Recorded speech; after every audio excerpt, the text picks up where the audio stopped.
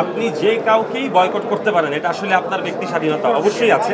আমার যা বক্তব্য সেটা আসলে আমি আমার ফেসবুকে স্ট্যাটাসের মাধ্যমে দিয়ে দিয়েছি। যারা বয়কট লিখছে তারা একটা সময় বুঝতে পারবে যে এইখানে ফিমেল ফোরের ডিরেক্টর বা ফিমেল ফোরের সাথে যারা কাজ করছে তারা কেউ বয়কট করার মতো কোনো অপরাধ করেনি। প্রথম কথা হচ্ছে শিমুল এখানে আছে। শিমুল আমার টিমের মেম্বার, আমার অ্যাসিস্ট্যান্ট ডিরেক্টর, ও অবশ্যই আছে, হয়তো বা আশেপাশেই আছে। পুরো প্রজেক্ট নিয়েই ও কাজ করেছে। আর জীবন ভাই হয়তো বা কোনো কাজে ব্যস্ত অথবা অসুস্থ, আমার সাথে জীবন ভাইয়ের কথা হয়নি। আর আমার যা বক্তব্য সেটা আসলে আমি আমার ফেসবুকে স্ট্যাটাসের মাধ্যমে দিয়ে দিয়েছি।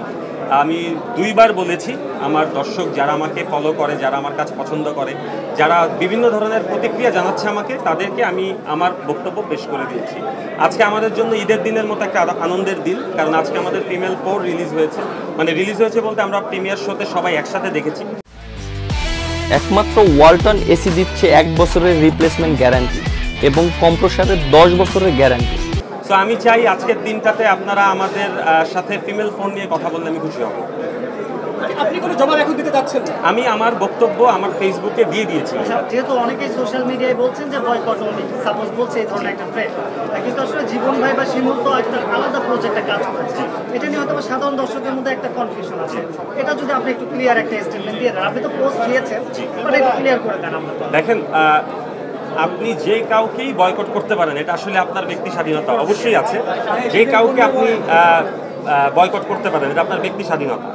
কিন্তু আমার বিশ্বাস যে যারা বয়কট লিখছে তারা একটা সময় বুঝতে পারবে যে এইখানে ফিমেল ফোরের ডিরেক্টর বা ফিমেল ফোরের সাথে যারা কাজ করছে তারা কেউ বয়কট করার মতো কোনো অপরাধ করেনি। এবং যখন তাদের মনে হবে যে না ঠিক আছে, এই মানুষগুলো কোনো দোষ করেনি, তখন তারাই বলবে যে না, যারা বয়কট বলছে তারাই একটা সময় বলবে যে ওকে ফাইন, ফিমেল ফোর আমরা দেখছি, ভালো লাগছে, আপনারাও দেখেন।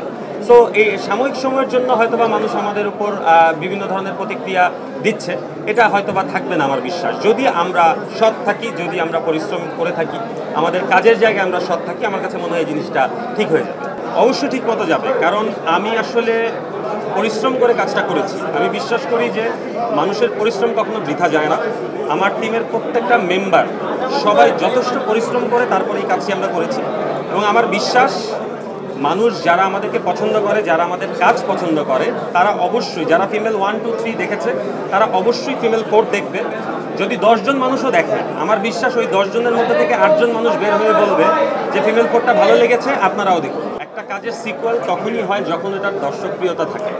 সো ফিমেল 1 করার পর যখন আমরা দেখলাম দর্শক এই কাজটা পছন্দ করছে, তখন আমরা এটার সেকেন্ড পার্ট করি, থার্ড পার্ট করি।